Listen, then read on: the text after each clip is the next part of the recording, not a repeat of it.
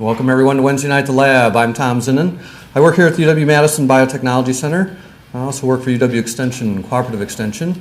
And on behalf of those folks and our other co-organizers, Wisconsin Public Television, Wisconsin Public Radio, the Wisconsin Alumni Association, and the UW-Madison Science Alliance, thanks again for coming to Wednesday Night at the Lab. We do this every Wednesday night, 50 times a year. Tonight it's my pleasure to introduce to you Caitlin Cieslik-Miskimen. She was born in Milwaukee, Wisconsin, as was my dad. She went to high school at Divine Savior Holy Angels, and I went to a grade school that was called St. Mary's, so we would call this Divine Savior Partial Angels.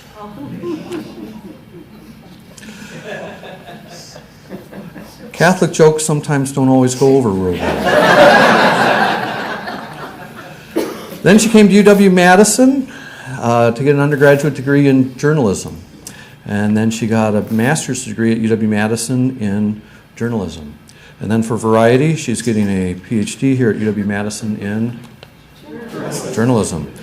She will be done in May 2019. Mark your calendars for the party. She's got a very interesting topic. As a cooperative extension person, I'm pretty tuned into how the university, through the College of Agriculture over the centuries, has shared science with Wisconsin. But this is going to be interesting hearing about how the journalism folks have been sharing research from other parts of the university with the people across Wisconsin. Tonight she's going to be talking to us about promoting innovation, journalism, science, and the Wisconsin idea. Please join me in welcoming Caitlin Cieslik-Miskimen to Wednesday Night at the Lab.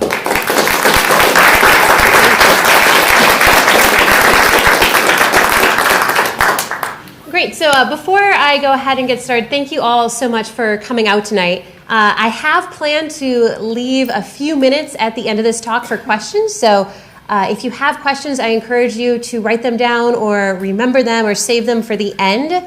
I'll be more than happy to address those. But first, I want to kind of warn you that this presentation starts with an argument. Whether or not you agree with that argument, we can debate that later, but I need you to at least appreciate the argument that I'm going to lay out. And that is that the United States is a country that is built on a foundation of newspapers. It is a country where newspapers have long been incredibly important to not only the political processes, but just the general flow of information from corner to corner of this vast expanse. As early as the turn of the 19th century, several foreign observers came to the United States and were struck by not only how many newspapers there were, but how far they were distributed and how many people read them with regularity. They had not seen this in Great Britain, in France, where they came from. Alexis de Tocqueville, the French political scientist, wrote in 1840 that he was impressed by the enormous circulation of the daily press in the United States and the number of newspapers and their ties to political associations. He believed, after his observations made in the United States, that free press was vital to the preservation of liberty.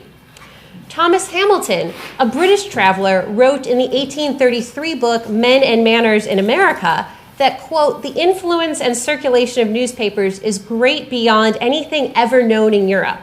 In truth, 9/10 of the population read nothing else. Every village, nay, almost every hamlet has its press, and newspapers penetrate to every crevice of the nation. So this centrality of the press to the political functioning of the United States was one of the reasons that Willard Bleyer, director of the journalism program at the University of Wisconsin, was so concerned when he looked out at the landscape of media at the turn of the 20th century. For when Bleyer looked out, what he saw instead of all of this potential were threats to democracy. He saw a media industry that had consolidated, independent newspapers were disappearing, and media chains were growing larger. He believed that he saw reporters who didn't actually report things, as much as they edited wire copy or press releases that were handed to them by press agents. He also saw reporters who did not provide accurate accounts of complicated stories. They, number one, didn't cover the scientific advances that were so critical to this seemingly modern age of the turn of the 20th century. But when they did report complicated stories, they often reported false claims. In many cities that had had multiple newspapers just a few decades earlier, there were only one. And in cities where there were still multiple newspapers, a lot of those newspapers were owned by one person or one corporation. He saw new media technologies everywhere, the radio, the telephone, the motion picture, that were challenging the hold on the public imagination that was previously enjoyed by newspapers. And he saw newspapers that printed sensationalized news that was in some cases faked in an effort to win readers and beat competition in circulation. These aren't necessarily anything new. If anything, these are some of the very concerns that we're dealing with today when we talk about the state of the American media system. For Bleyer, the news, this food that fed democracy, was, in his words, poisoned. Or, in the less dramatic reading of it, it was at the very least very polluted and at the risk of turning very, very bad. So, across the media landscape, he saw ways that the news was being compromised. He also saw newspapers that were doing little to encourage rational dialogue on matters of political importance, and reporters who were uneducated, unprofessional, and inaccurate, who were serving as the weak links in the chain of democracy. So Bleyer came up with two solutions, among many other solutions that he introduced, that I'm going to talk about tonight. The first builds on this idea of Bleyer that a strong, professional, well-educated press would ensure the future of democracy. Journalism could help achieve progressive goals, and shared information in newspapers could tie citizens to one another, helping them overcome the challenges of an urban, industrialized, and more modern mass society. The university was the place where this training could happen. Bleyer then began advocating for a course program at the University of Wisconsin that would prepare the next generation of journalists for these challenges that were unique to this seemingly new era. It would teach them to think critically and separate fact from fiction. It would give them a wide breadth of knowledge, not just skills courses, that would allow them to report on a wide variety of topics, from science to politics. And drawing on the tenets of the Wisconsin idea, it would unite journalism research with its professional practice to create better journalism and ensure a better educated electorate. Bleyer also believed that in an increasingly complex society, experts could produce research that would be applicable to the social, political, and economic problems of the day. On campus at the University of Wisconsin, he saw researchers who were doing this. He saw researchers who were concentrated on state-oriented issues, such as the use of scientific methods to improve agriculture, and was heavily influenced by this Wisconsin idea. As a result, he saw the potential for community uplift in a press that would inform individuals about the workings of their institutions, like the university. He believed that newspapers could improve public life by disseminating information about research and could make citizens feel connected to the university by keeping them informed about discoveries made on campus and how those could change their lives.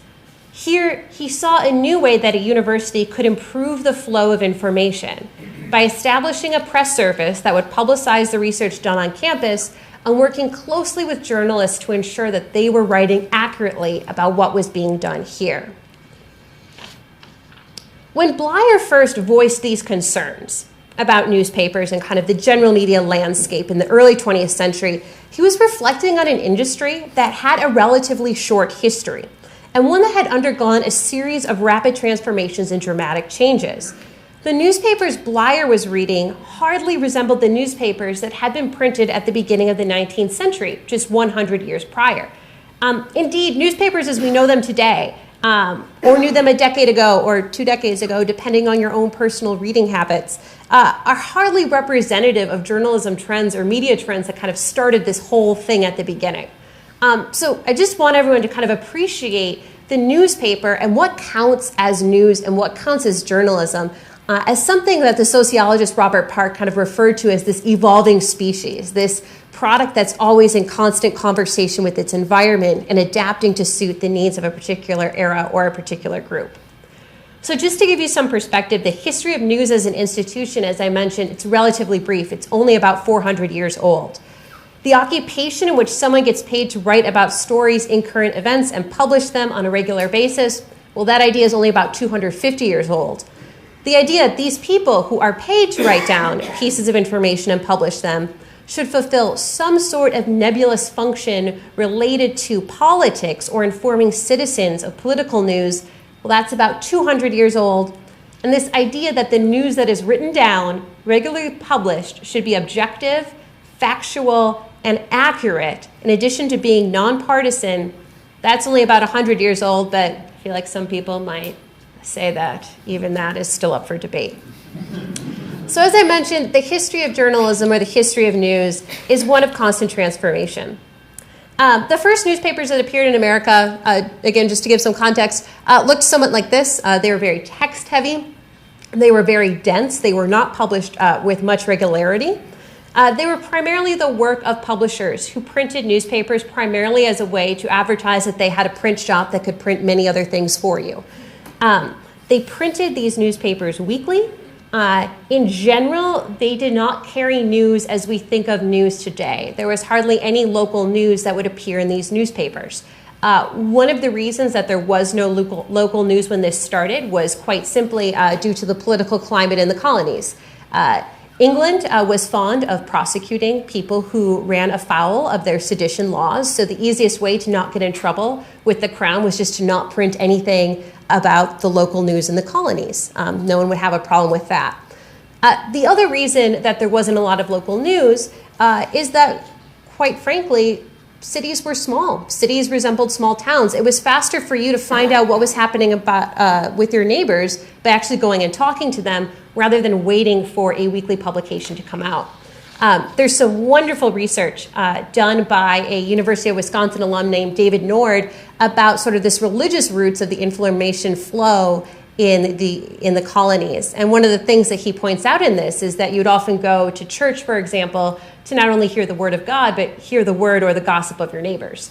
So it was these gathering places where news was really exchanged. These were primarily neutral, but eventually that changes. And gradually newspapers become more political. So now we're in the 19th century. And throughout the first half of the 19th century, the dominant way of thinking about the newspaper was as an explicitly political channel.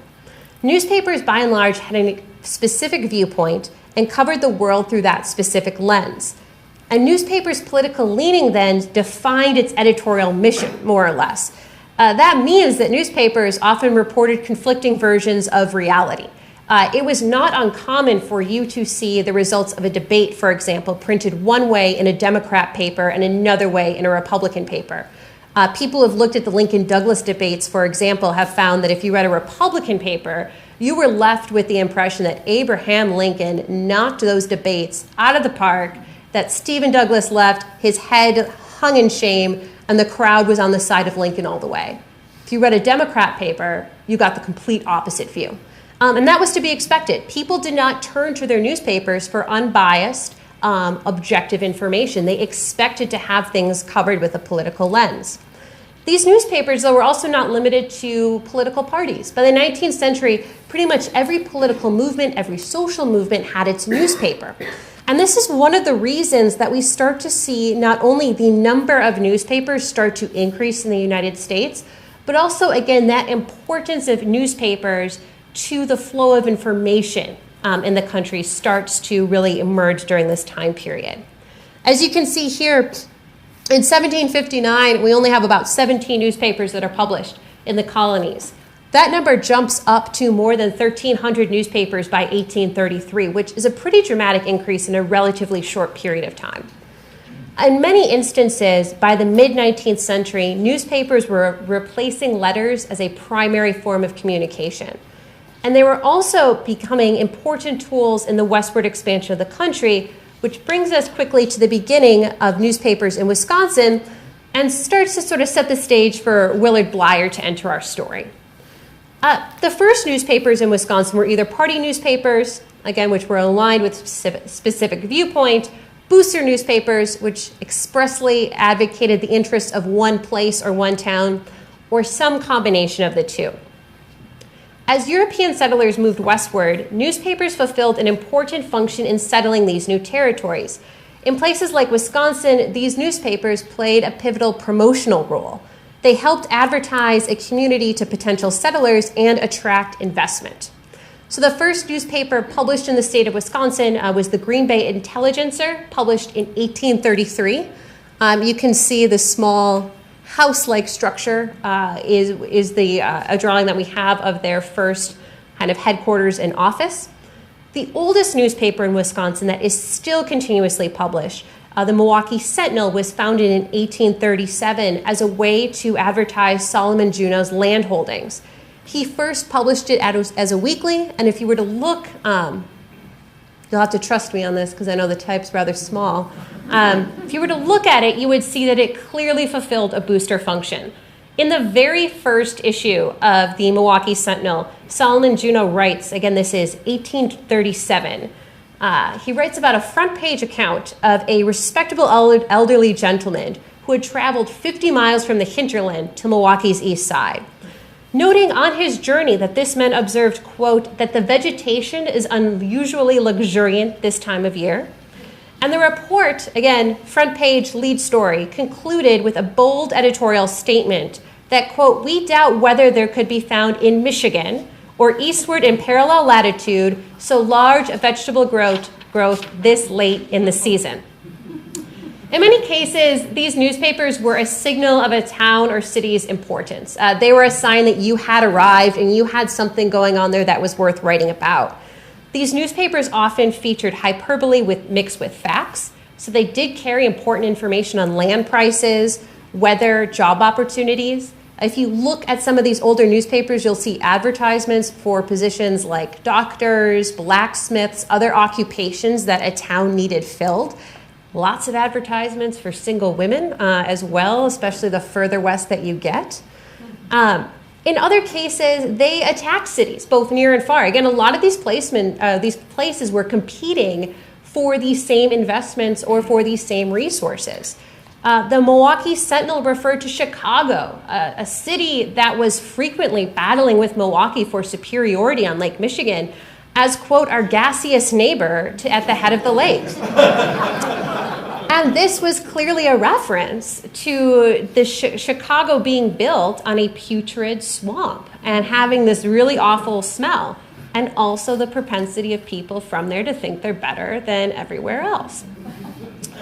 They framed information that would have been seen as negative in a positive light. A newspaper in Minnesota, for example, did admit that its winters were quite cold, but it said that those cold, dry winters are much better for you, both health-wise and character-wise, than the more humid but milder winters of St. Louis. And this was really common. Newspapers would also not report information that might be seen as negative. So sometimes they wouldn't report news about crimes or sicknesses.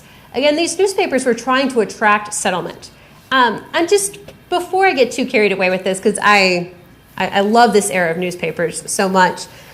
Newspapers were only one of the many pieces of print material that was flowing back to people in the hinterland, but also people in Europe and elsewhere. So while we say that they were an important part of westward expansion, they're just one part of sort of this puzzle. They were one of a number of print products, which also include brochures, letters, and other things that were sent back to people. And again, just to give another plug to some of the great work done here on campus, the historian Kathleen Conzen, another UW graduate, wrote a fantastic book called Immigrant Milwaukee about the flow of letters back to German potential immigrants and their movement to Milwaukee. So throughout most of the 19th century, the newspapers in Wisconsin then were either these booster settlement papers or party press. These editors were active in all aspects of the business enterprise, and the job was often a struggle. More newspapers failed than were successful. And these editor-publishers were responsible for selling subscriptions, tracking down delinquent subscribers, courting advertisers, tracking down information, boosting the places where they worked, and also on occasion becoming involved in politics. So being an editor during this time really encompassed a lot of different duties. However, the industry starts to change in the mid-19th century. And as it does, Milwaukee, along with St. Louis, Detroit, and other Midwestern cities, become the center of journalistic innovation, as these Western newspapers change their format to better suit the need of these rapidly growing cities. They no longer solely focused on boosting, although that's still definitely a part of these newspapers. And it is in this moment where Willard Bleyer really starts to get involved, because as this newspaper industry is shifting, Bleyer is born in Milwaukee in 1873 and comes of age in a family of newspaper owners. Massive amounts of people were moving to urban areas in the later decades of the 19th century. Chicago's usually the one that people talk about as experiencing this huge influx of immigrants and migrants, but Chicago's not alone in this. In many of these places where these newspapers flourished, the growth of urban areas outpaced the ability of these cities to provide basic municipal functions. And this is where newspapers, a new type of newspaper publisher kind of sees an opportunity to step in.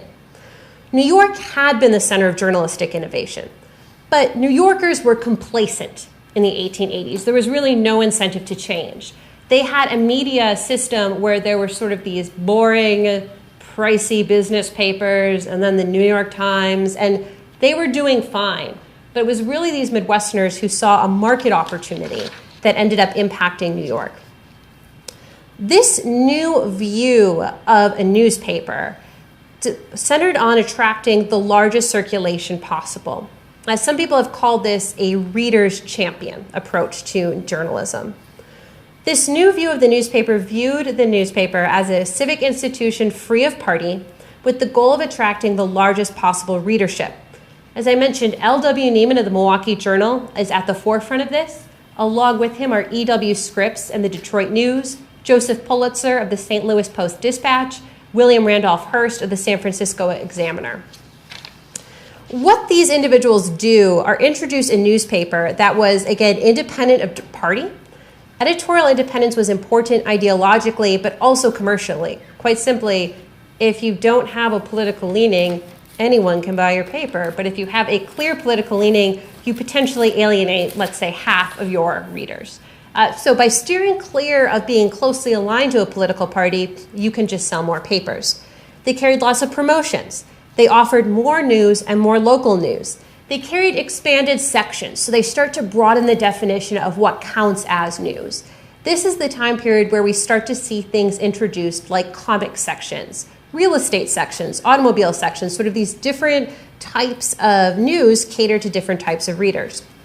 They also conduct a thing called crusades, which were these really strong investigative reporting series that often dealt with dysfunctional city governments. Politics were no longer seen as a satisfactory avenue toward change, and they seemed corrupt or flawed in a way that they didn't seem before.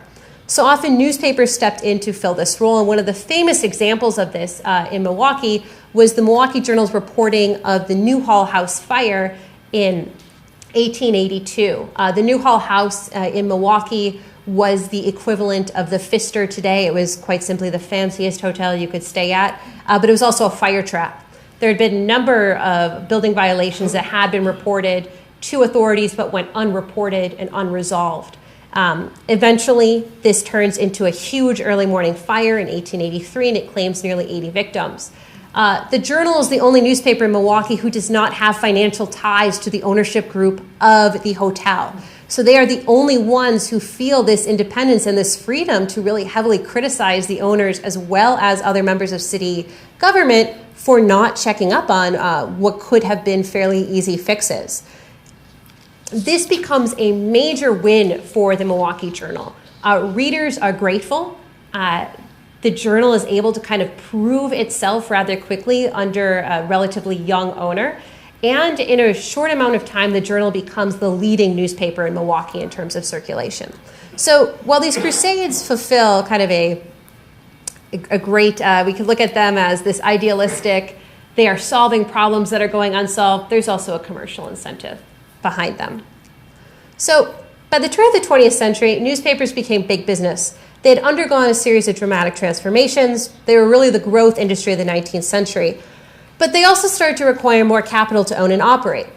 Advertising was also becoming increasingly important as part of their business plans. And there was also an increase in the amount of news available. And all of these are going to kind of serve to complicate the media environment. So again, as Bleyer starts to look out, he sees a more complicated media environment. He sees newspapers being the primary source of information for Americans, and he knows communication is critical to developing a rational public. But the world, in fact, was growing more complex. Again, this was the age of the corporation, as well as government corruption, increased immigration, rapid industrialization, and urbanization.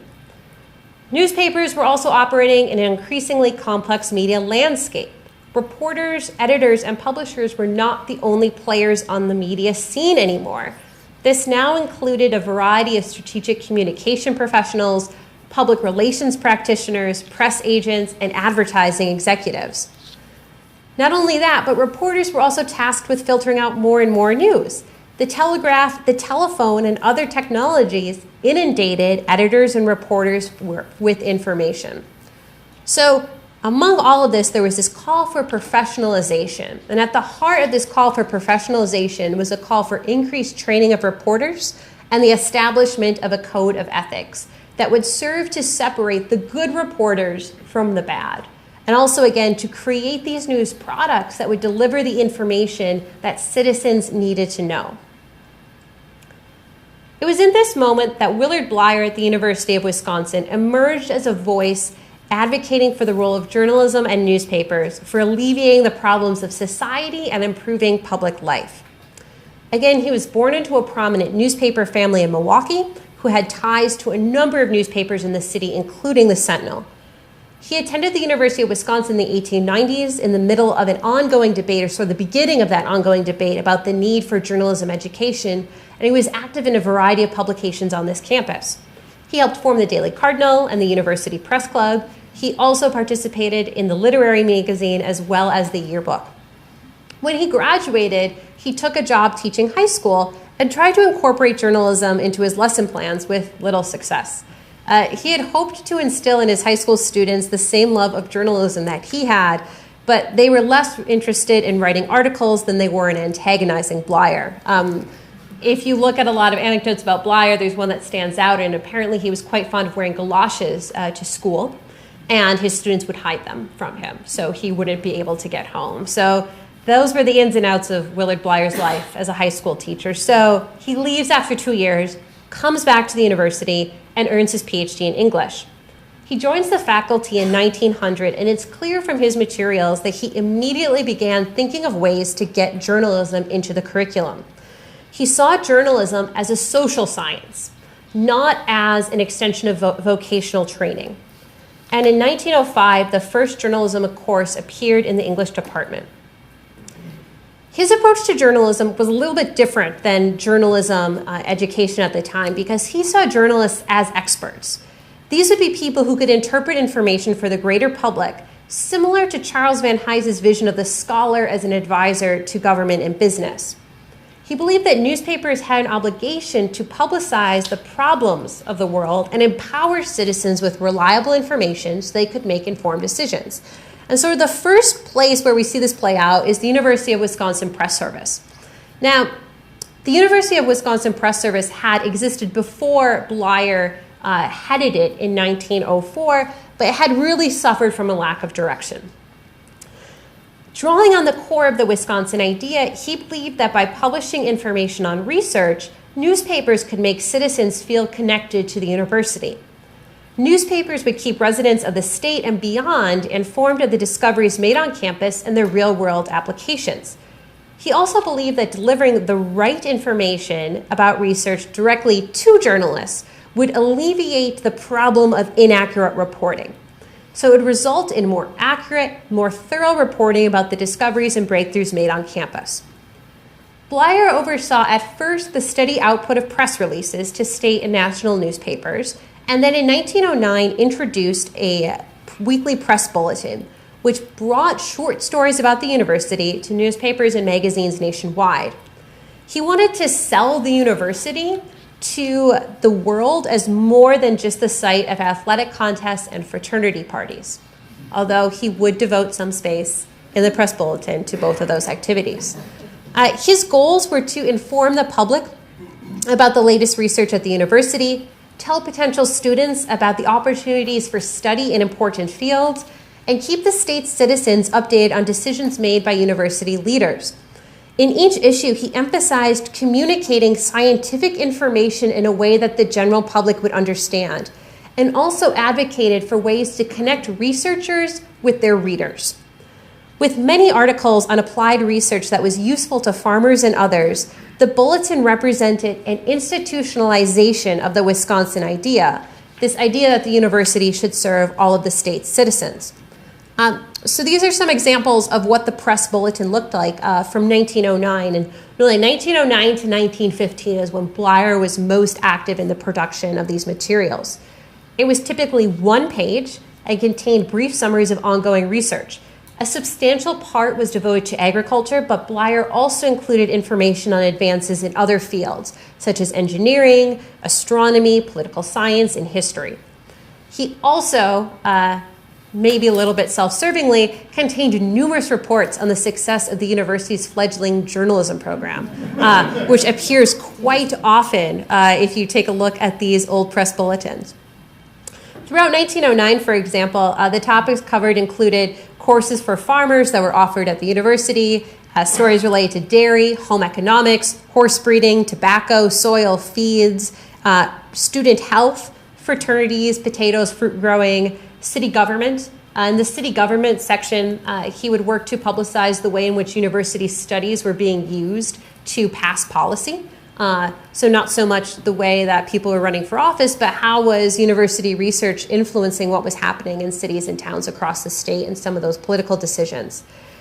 The university's athletic programs did find a way into the Press Bulletin too. There are numerous announcements about coaching hires, coaching fires, the building of new buildings around campus.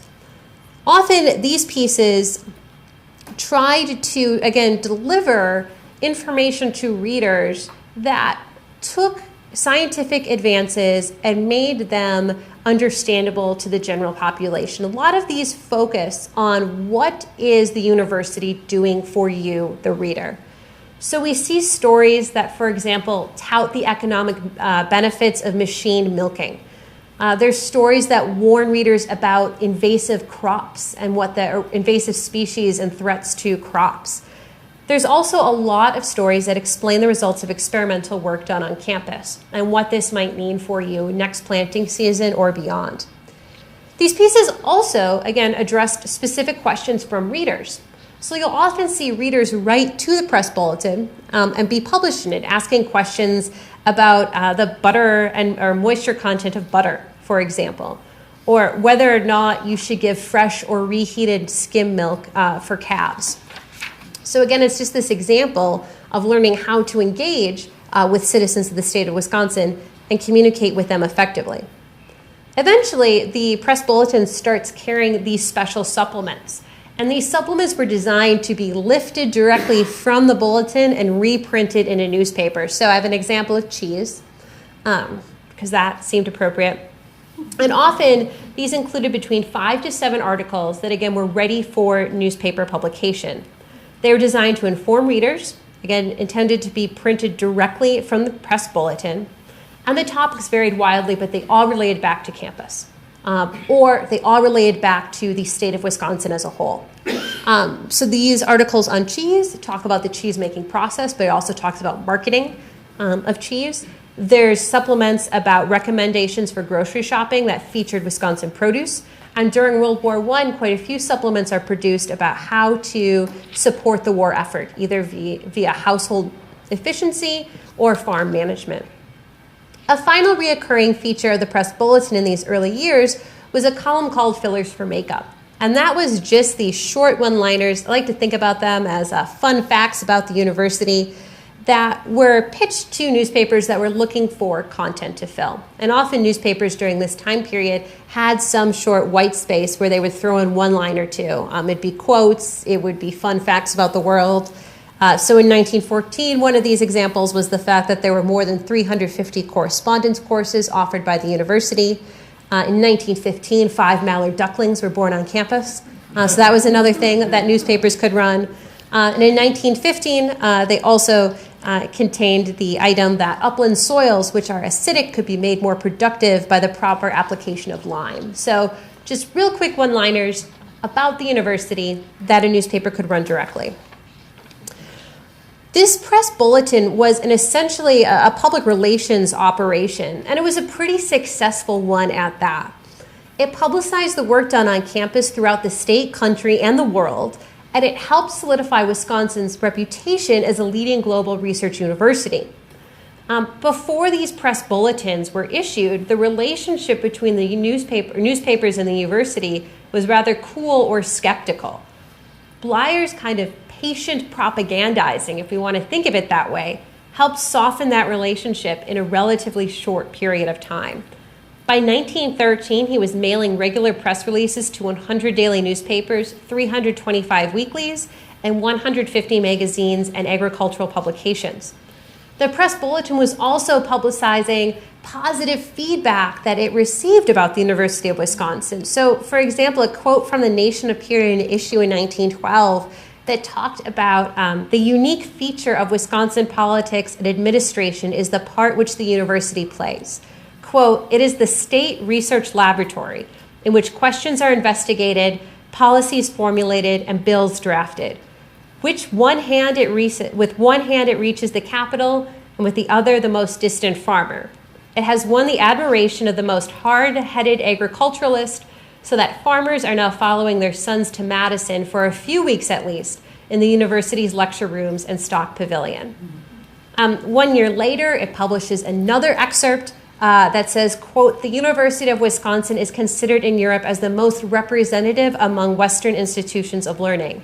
Whatever can be dealt with, developed, or improved through the use of scientific instruments and methods is included in the work of the university, whether it relates to agriculture, engineering, commerce, or lawmaking.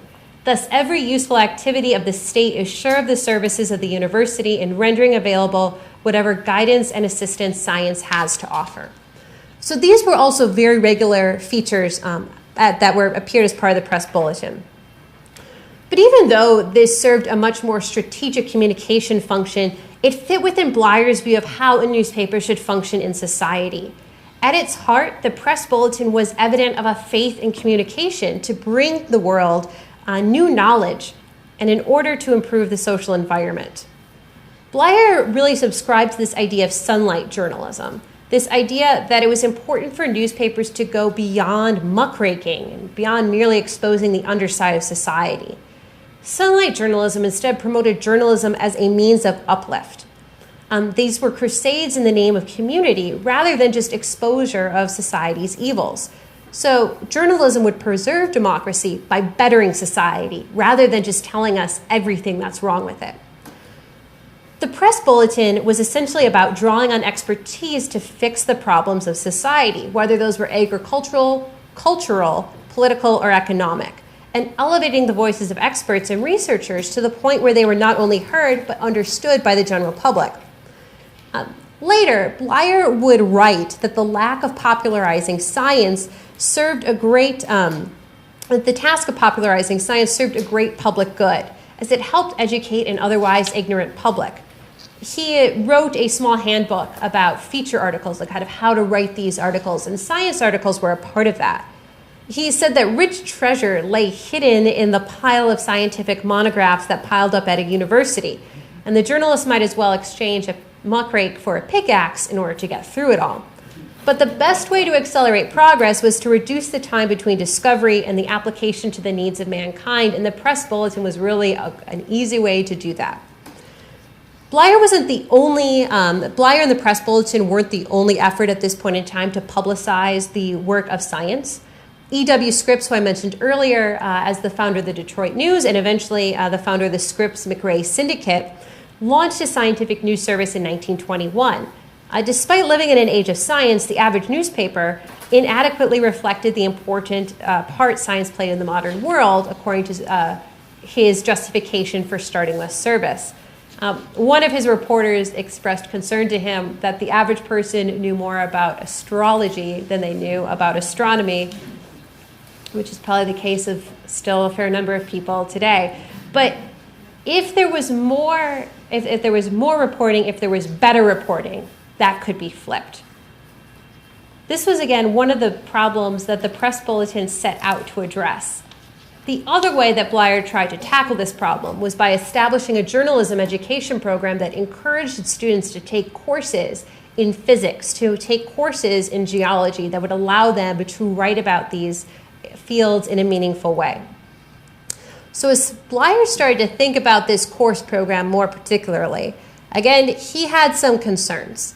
He has a lot of concerns. At this point, it was based on the aftermath of World War I, when democracy seemingly faced a number of potentially lethal challenges. The war's goal was to make the world safe for democracy, but it seemed to make the survival of democracy even more perilous. World War I increased doubts about the existence of a rational public, an idea that formed the basis of modern democratic theory. The popular work of Sigmund Freud and Carl Jung rejected the idea that humans were rational. This was read widely, so this contributed to it. Edward Bernays, a leader in advertising, took some of these ideas and applied that to the world of advertising. So this further advances the idea that people are irrational. And finally, sort of the propaganda and general hysteria generated by the war through posters like these and through a variety of other tactics led many others to conclude that irrational motivations drove human interaction. So when Bleyer was reading all of this, he saw that journalism could really step in and try to fix some of these problems. Journalism would provide the professional social analysis necessary for maintenance of a stable, informed electorate. And journalism would provide a solution to the problems that plagued the American public. But in practice, the institution, as I had mentioned, was kind of deeply flawed.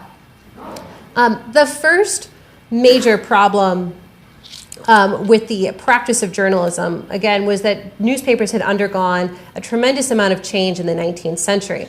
What had begun as small 4 to 8 page papers had turned into these huge enterprises. And what was something that relied on subscriptions now relied on advertising. So now a disproportionate amount of influence is granted to advertisers rather than to readers and subscribers.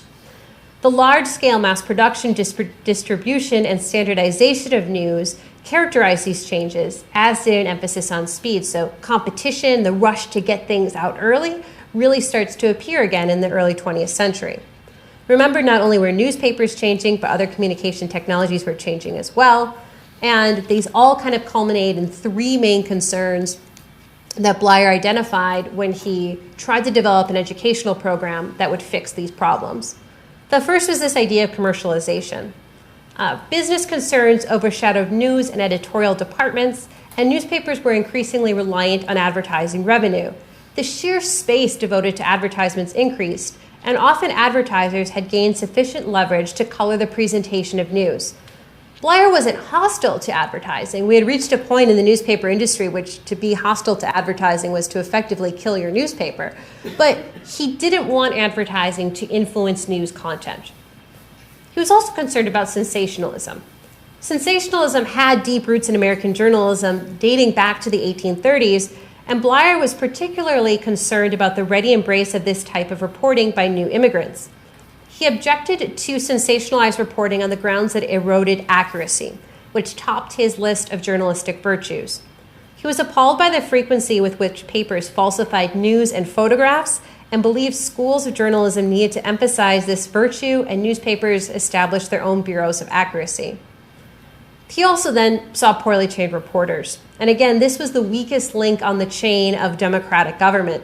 Journalists were often too unprofessional, they lacked rigor, and they lacked insight. In 1924, Bleyer wrote that, quote, uneducated or half-educated boys and girls in almost every city are serving as purveyors of the food of opinion for hundreds of thousands of citizens and voters. The problem was that reporters were being trained with no knowledge of history, psychology, economics, or any other field, and were consequently unprepared for their work of translating the complexities of this world into accurate pieces that people could understand. So the solution here would be the better training of reporters. And this leads us to Bleyer's kind of approach to journalism education and the start of the journalism school on campus. Bleyer viewed journalism as a form of scientific discourse, an ordered way of presenting useful knowledge to the public. Journalism could help accomplish progressive goals, and the shared information in newspapers could tie citizens to one another, maintaining social stability and moral cohesiveness in an urban industrial mass society. The journalist was an expert who interpreted information and guided the public. And newspapers would improve public life by disseminating information about research and connecting individuals to the university. Bleyer wrote in 1920 that, quote, "The problem of journalism education, therefore, is to show aspiring writers how to present discoveries, inventions, new methods, and every significant advance in knowledge in an accurate and attractive form." The university was obligated to train men and women for this task. Bleyer built his case for the journalism school on the idea that no other profession has a more vital role to play in the welfare of society or to the success of democratic government than journalism.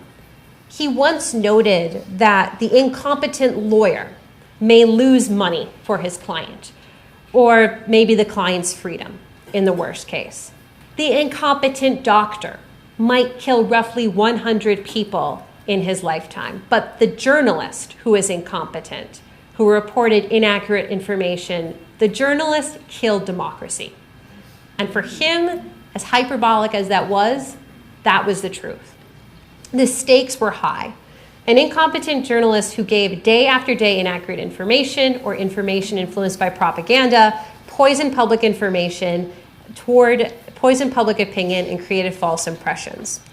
So the educated journalist would be well equipped to deal with all of these challenges. And the first journalism course was introduced on campus in 1906 to an enrollment of 40 students. For about 5 years, Bleyer was the only individual teaching journalism classes that were growing in popularity and number until another individual joined him in 1910. Other journalism programs that had been started at this point in time focused on an apprenticeship model, a strong emphasis on skills courses with little to no liberal arts course requirement. Bleyer snarkily remarked that the apprenticeship model was how lawyers were trained hundreds of years ago, but that journalists needed to find a more modern way of educating as these fields become more advanced. Reporters need a broad liberal arts-based education. Courses in the sciences, history, economics, political science, and others were just as important as hands-on skills-based classes. Indeed, these courses were critical, again, to giving journalists a foundation of knowledge that they could draw on when they were reporting stories. And I'll say today, the journalism program on campus still requires and is based in this strong liberal arts tradition, where students are required to take from a sample of classes on campus with the idea that if they take an economics class or a statistics course, they can more competently engage with that information when they encounter it in their reporting. At the core of Bleyer's plan was the cultivation of an informed and critical intellect infused with a sense of social responsibility. His newswriting class, for example, combined the skills of newswork with the intensive study of news and its significance. A course in copy editing, which involved learning how to find typos and write headlines, had a larger purpose of teaching students how to evaluate news from a variety of sources. The 20th century journalists, and indeed the 21st century journalists, needed to be able to separate the truly newsworthy information from the truly trivial information. Bleyer encouraged his students to seek out news in seemingly non-traditional sources. He wrote extensively about the value of reading scientific journals and proceedings from scientific organizations in terms of finding new story ideas. He said that the most radical ideas of the day were not found in newspapers, but they were found in technical journals and scientific proceedings. And true to the Wisconsin idea, Bleyer also promoted a link between research and professional journalism. Learning the methods of advanced research would enhance the quality of reporting and would improve the ability of journalists to translate university research to the general public. So when Bleyer passed away unexpectedly in 1935, it was hard to miss the legacy that he had left behind. His colleagues commented that for at least 20 years straight, every year he introduced some sort of new innovation that was rapidly picked up by others in journalism. During his tenure, the School of Journalism and Mass Communication at the University of Wisconsin had grown into a leader in journalism education nationwide, and for a person known as Daddy Bleyer to his students, the branches of his family tree stretched far and wide across the country. His influence also extended beyond campus. He helped form the first organization of journalism teachers and led the push for accreditation and among university programs, taking a cue from schools of medicine and law. He founded the Central Interscholastic Press Association, an organization for high school magazine, newspapers, and yearbooks. He also wrote several of the field's first textbooks, including the handbook that I mentioned on how to write special articles, including science features for magazines. In this book, he developed a set of instructions as well as tips on how to find and evaluate a good story idea. He also finally did original historic research for a volume on the main themes in journalism history. And he spent much of the 1920s, or the later half of that decade, traveling and promoting that book. He authored a column on journalism history targeted at high schoolers and spoke at length about the lessons learned from history to newspapers, executives, and editors. He did this in order to understand the present-day problems facing American newspapers.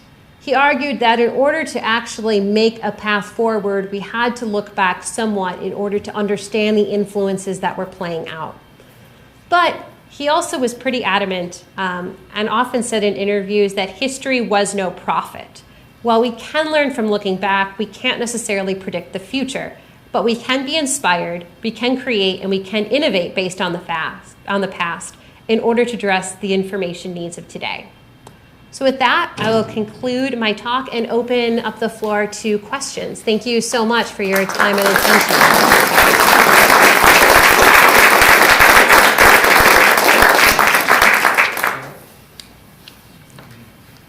Yeah. When did extension publications start being commonly spread to the farmers, to the people outside the university? So the question was, when did extension publications start becoming commonly spread outside the university? So I don't have the exact date off the top of my head, but as early as the first issue of the Press Bulletin, you also see cross-promotion appear there. So that would be 1908, 1909. I believe they were circulated prior to that. I'm looking at some of the folks who know more about this. Yeah, Tom? Yeah, the Wisconsin Ag Experiment Station put out an annual report, which was printed in large numbers and sent to the farmers. And that the Ag Experiment Station was established in 1883. So, yeah, so we have 1883 for that, but there's cross-promotion of those booklets in the Press Bulletin, often referencing the most popular ones, or the ones that were most heavily requested, and also including almost a letters to the editor type section where people wrote in thanking the university for publishing certain ones and commenting on what they found most useful from them. So we're already seeing, again, a pretty robust exchange. This is 1909. Yeah?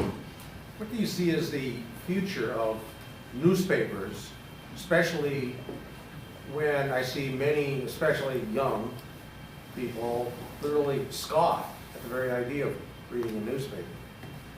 So what do I see as the future of newspapers? Well, I'm going to steal the Bleyer quote about not being a prophet. But I think one of the things that I've seen a lot recently that gives me some hope and also makes me excited is the amount of attention that's been turned recently on local and community news. Local and community news is something that a New York Times will never cover. And I think there's a lot of interesting things being done on that smaller scale because newspapers are so important to those individual communities. What shape that takes economically, sort of what does that actually look like? I would say there's people who are doing research on this now that have a better idea of what economics need to be in it. But I think focusing on the community, producing good, investigative, local pieces is a way to make news organizations relevant. One thing I think that we are seeing now I don't think we'll see the disappearance of print, but I do think print, by and large, is no longer the primary vehicle to deliver this, so much more of it is turning online. But time and time again, you see local newspapers that invest money in investigative stories that no one else is going to do, and they uncover really important things, and they win awards for them. The Milwaukee Journal Sentinel, before it was purchased by Gannett, was another great example of a smaller regional paper doing really great investigative work and kind of maintaining some relevance in an increasingly national media landscape. And I teach in the university's journalism program here. The other thing that makes me excited about local news is, by no means is this a large percentage of my undergraduate students, but I do get students who want to go back and work for their hometown newspaper. And a lot more want to do that than I would have expected. And they do that. They go and work for newspapers in Janesville, in Verona. They work for community publications across the state, and that's, I think, really encouraging. Yeah. A poll that I heard reported on All Things Considered about a month ago, excuse me, showed that there's a significant demographic in the U.S. that sees universities as, evil isn't the word they use, but it conveys the sense of it. And consistent with that, of course, we have a state government that's attacking the university every chance it gets. What happened to all this communication about all of the good things that we do, the beneficent effect, the Wisconsin idea? Why isn't that communication having any effect anymore, or isn't it even going on? Why isn't the communication for the university working to create a more public or positive public image? I mean, that's the question. That's the question that I think Kathy Kramer deals with in her book. There's a chapter in her book, The Politics of Resentment, about how people in the state of Wisconsin perceive the university. And in talking to people throughout the state, she reveals kind of a number of contradictions. People loving the university for one thing, hating it for another, not seeing how all these things are interconnected. I don't think there's a simple answer to that. I do think the university can do a much better job of publicizing and taking credit for what it does in the state. I think there's quite a few things that people don't realize the university does for them. And I think the university is taking better steps to do that.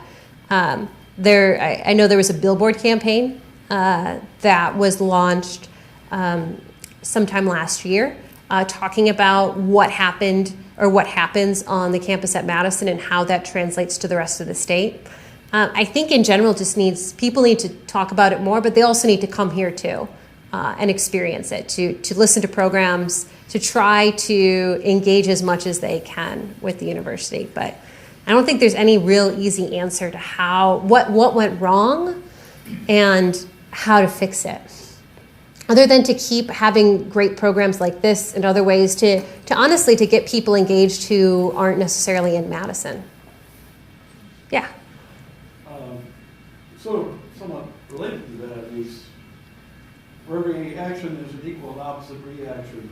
As you developed this type of journalism, where the emphasis was on, getting the truth out there, at the same time you were training people who went on to become public relations people whose job it was to shape the stories that were coming out of the information that was available to journalists.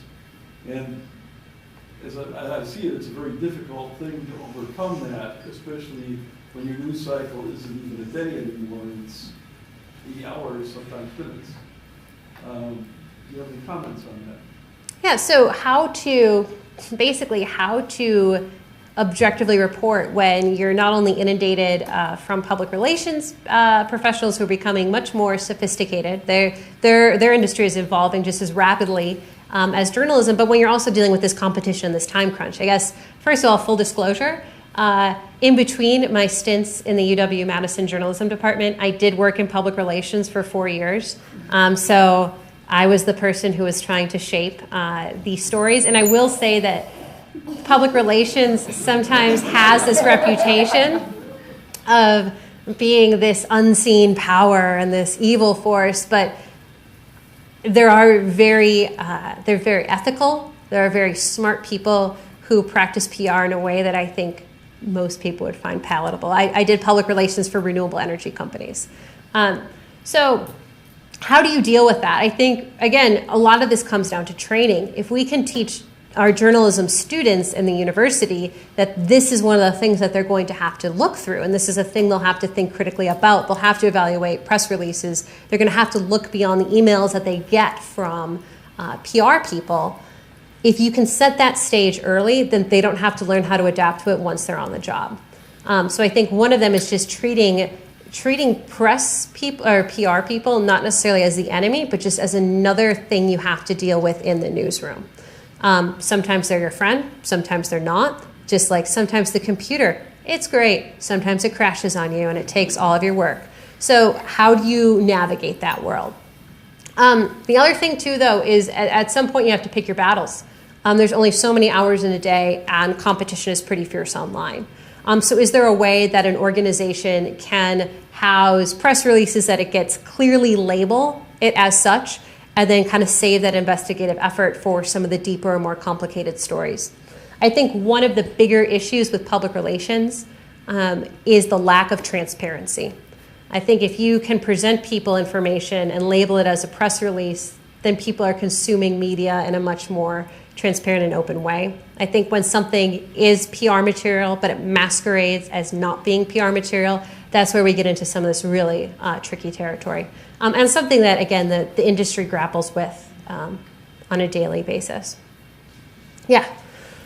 So I feel like very much relevant today, people cry that the media is biased and certain newspapers are biased and things like that. I'm curious at what time in history did newspapers switch to become this sort of holy grail of objectivity when they first very much started as special interest? Yeah. So when did newspapers become objective? They would say that the move toward objectivity typically starts in like the 19-teens, 1920s. So I didn't talk too much about it, but have you all, how many knowing nods can I get if I say yellow journalism? Sort of like that sensationalized Pulitzer, Hearst, press war.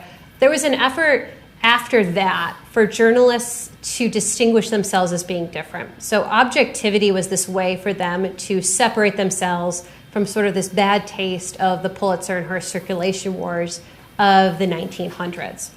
So yeah, I would say 19-teens or so, newspapers start to switch. They don't really kind of emerge as these places. I mean, a lot of this gets into a little bit of the myth-making of newspapers. I mean, there's always sort of this, nothing was ever purely objective. People always have their own biases. A lot of it, though, is just what are people projecting out. But I guess the short answer to your question is like the 19-teens, 1920s. But to say that there was a golden era or to say that there was this high standard kind of obscures some of the other ways in which that was complicated. I mean, one of the other things, too, that you have to recognize is when a lot of people are buying newspapers, they can have a much larger staff. When they're selling a lot more ads, they can hire more people. They can put more reporters on a story. You'll see that in movies about, the Pentagon Papers. I mean, how many reporters were working on that? Tons. It would take a lot to get a reporting team that big right now, just because of the economics of it. Yeah? You were mentioning Bleyer recommending that the journalists become much more educated outside, in science, et cetera, and in order to, when they report, they actually know who they're reporting about. They have content knowledge. What's it like at the university now? I mean, are we talking about journalism majors who are journalism majors, or do we talk about people who have substantial knowledge outside of good writing? So what does it look like now? I believe the requirement is you have to take at least 4 classes from a selection, and they include economics, political science, history. You have to take a history, statistics. There's sort of an assortment that they take. Most of our students now are double majoring. So there's no requirement that they become an expert in another field, but they're finding that by having additional education, or being able to speak another language, they're more marketable and they're more competitive when they're out in the world reporting. So it looks like, it's a couple of extra courses, but you do see more and more people who are doing things like taking an environmental studies major and coupling that with journalism, or taking majoring in Spanish, coupling that with journalism. So looking for where are those areas where that additional expertise might be needed that's more than just kind of a passing acquaintance with a topic. There's a couple, I've worked with students who are economics majors and journalism majors who are looking at going into reporting for either trade magazines or want to go into business reporting. So they're looking more for that, but there's no requirement that they go that deep into that subject. Yeah? Fast forward to today, what would be Bleyer's take on the ethics of journalism today? We'll turn the camera off for Is there like an add-on question to that? Yeah, I just wanted to say, I just finished a 45-year career as a journalist, and I would say I have never seen journalists so despairing and so desperate, because they're spending all their time trying to say, that's a lie, that's not right, that's inaccurate, that's a lie. And they do that day after day after day after day after day. And people are still getting away with saying things that are not accurate, and that doesn't explode on them. It's allowed to stand. People are really battle weary. I would say there's been a huge change, and not for the better.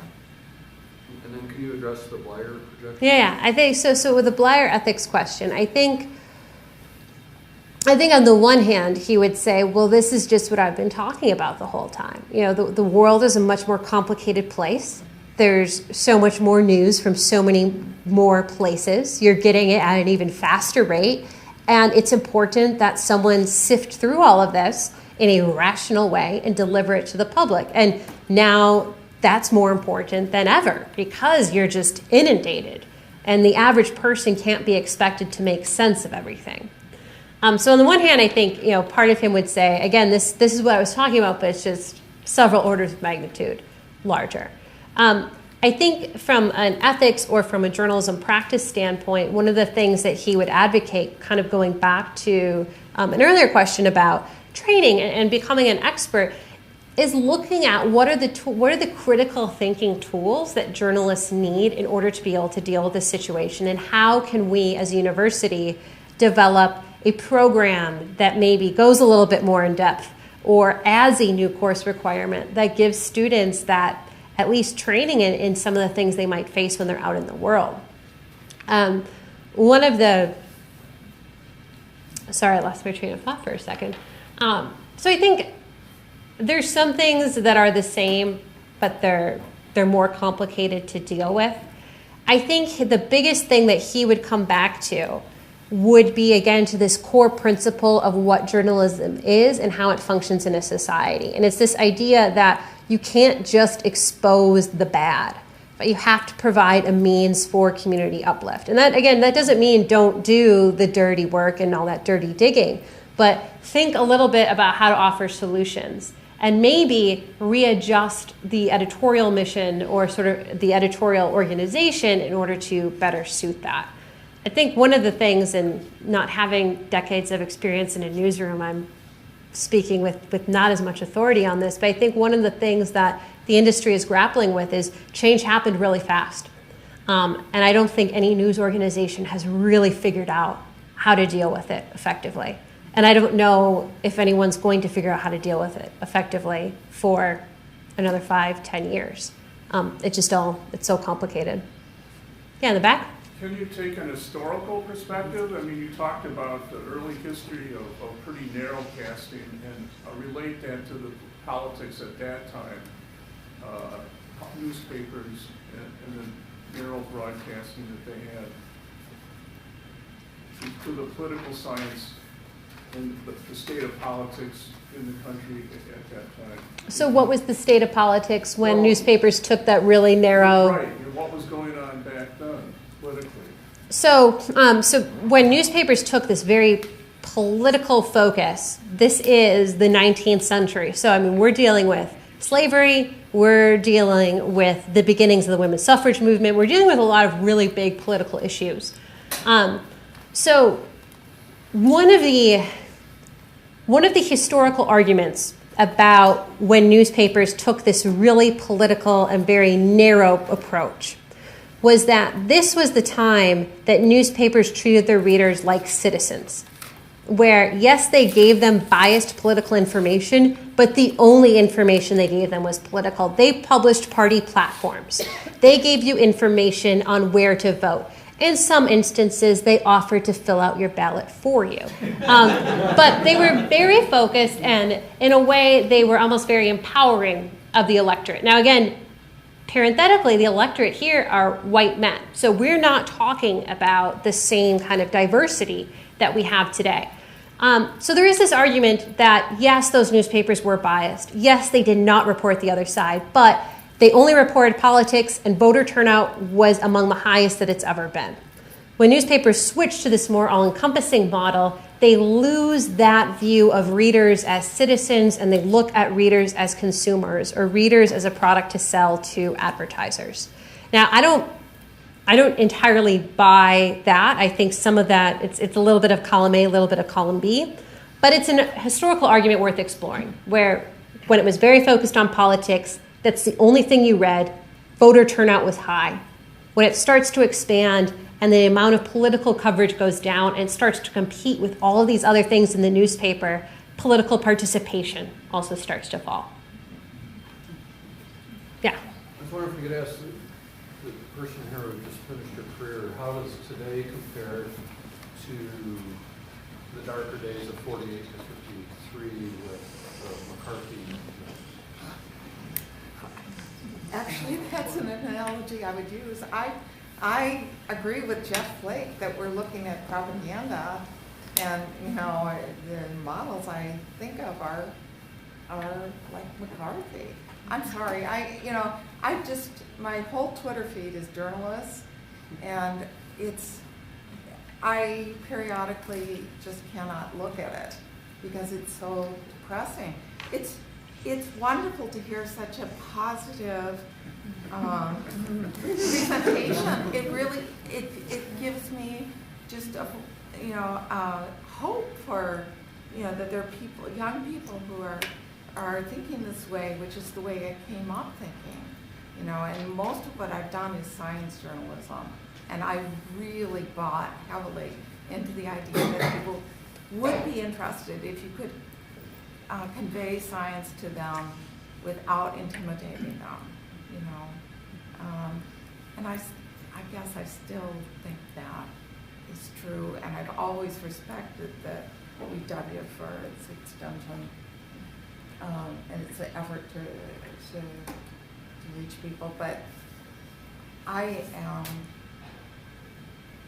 terrified by what's going on, and in my area, the thing that bothers me the most is what's happening with climate change and the fact that a lot of the scientists have PTSD. They can't stand it any longer. They keep doing their best to say what they see is happening, and it's been politicized to the point where they can't say what the science is, and that is I don't see the answers yet. I'm looking, and it's very useful for me to listen to you. Well, I think as you were talking, one of the things that stands out to me too is I think especially in this moment, it's easy for us to forget, again, how important newspapers were to the formation of the United States. You don't necessarily have to buy my argument that the United States is a country built on a foundation of newspapers, but the information flow and the role that newspapers and the post office played in that is really critical to the United States continuing to function as a democracy. And I think we've lost sight of that rational discourse a little bit, and not just this year. I think it's been a while. There's been a lot that's happened over the last 5-10 years that have kind of challenged that. But we have lost sight of what do we need in order to maintain a healthy, vibrant democracy. And if those channels are becoming polluted with propaganda, how can we remedy that or clean them out? And also just that the internet fragments what people see, so that two people can both be on the internet all the time and have totally different impressions of what's happening. Yeah, I worry about that a lot. With not to be too much of a Debbie Downer with audience fragmentation, though. But a lot of people like to talk about like the 1960s and the 1970s as being this high point of journalism because everyone watched one of 3 networks.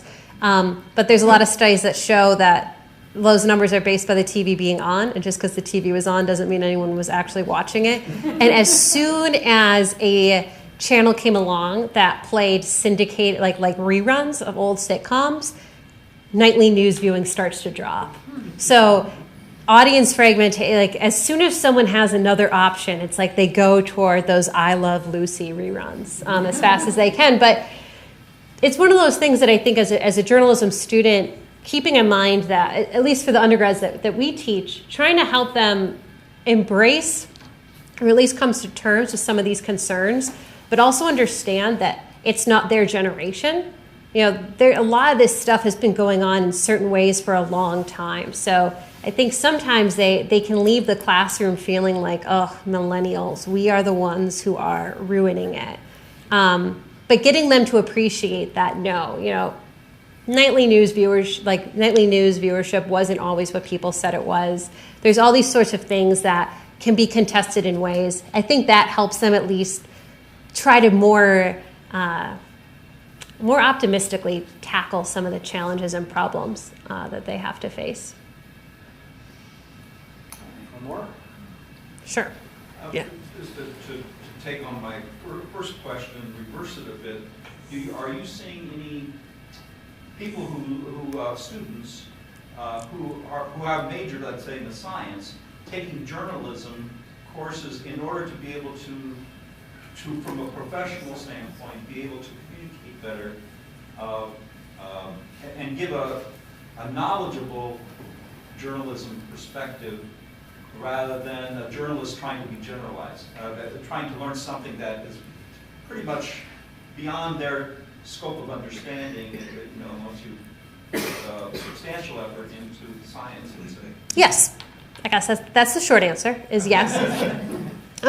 We have a master's program in journalism, and that focuses primarily on reporting. There's also programs in life science communication, too, so there's a lot of overlap there. And I would say I see it more so with our master's students who come in with a science background or practical experience there, and they want to translate that into writing and do it quite well. We also used to have in our faculty a science writer, Deborah Bloom, who is who is well regarded, and a fantastic writer, and having her really helped, I think, bring in some of those people, again, who have that science training, give them journalism, and then they're able to communicate really effectively. But we do see a fair amount of that.